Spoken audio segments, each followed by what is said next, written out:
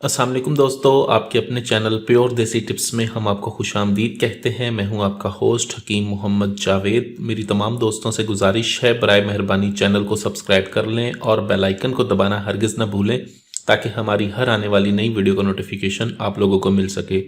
दोस्तों, रॉड की लंबाई, मोटाई, सख्ती, सुकड़पन के लिए एक और ज़बरदस्त तिला के साथ आप लोगों की खिदमत में हाजिर हूँ।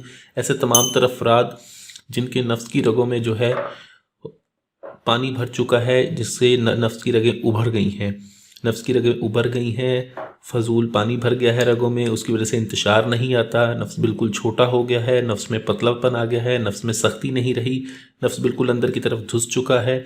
उनके लिए नुस्खा है, जड़ से पतला है, आगे से मोटा है, तो वो तमाम तर अफराद इस नुस्खे को इस्तेमाल करके फ़ायदा उठा सकते हैं। ये नफ्स की रगों से मवाद को निकालता है, नफ्स की तमाम उभरी हुई रगों को ठीक करके नफ्स को मोटा करता है, नफ्स में सख्ती लाता है, नफ्स की लागरी, कुजी, कमज़ोरी को दूर करके नफ्स में मोटाई, लंबाई, सख्ती लाता है। बहुत ही ज़बरदस्त, आला और मुजर्रब नुस्खा है। इस नुस्खे को इस्तेमाल करके आप लोग फ़ायदा उठा सकते हैं।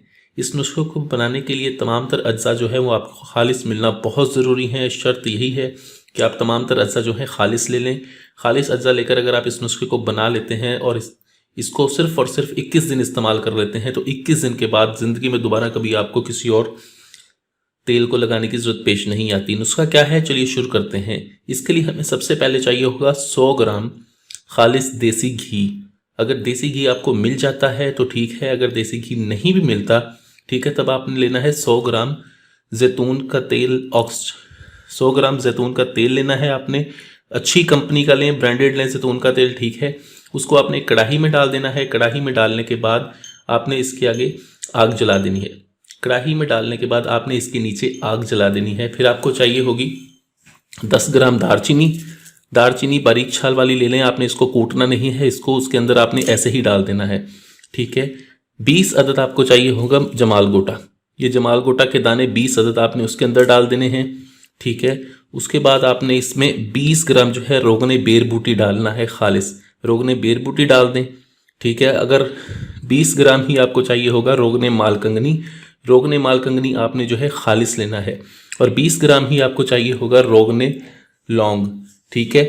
उसके बाद आपने करना यह है कि आपने इसको डाल के अच्छी तरह से पकाना है, ठीक है। जब ये अच्छी तरह से तेल पकने लग जाए, कम से कम भी आपने इसको 1.5 घंटे तक पकाना है। उसके बाद आपने इसके अंदर 4 अदद भलावे लेने हैं, ब्लादर जिसे कहते हैं।